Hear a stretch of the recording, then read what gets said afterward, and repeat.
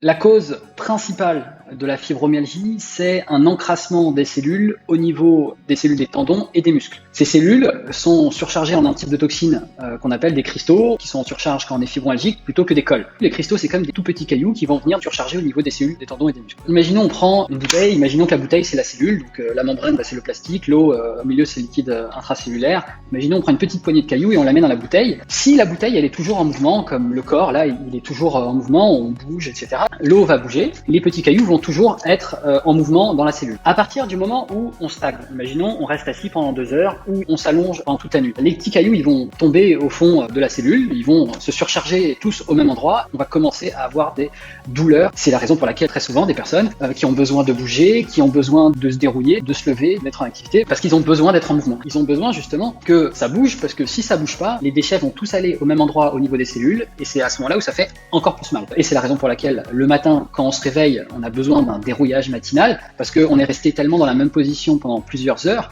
que ces cristaux sont venus s'entasser aux mêmes endroits dans les cellules. C'est pour ça que l'emplacement bouge, c'est pour ça que l'intensité change, et c'est pour ça que cette douleur n'est pas prévisible à l'endroit, elle n'est pas prévisible en intensité. Dans les prochaines vidéos, je vais vous présenter les autres causes de la fibromyalgie. Donc à très vite.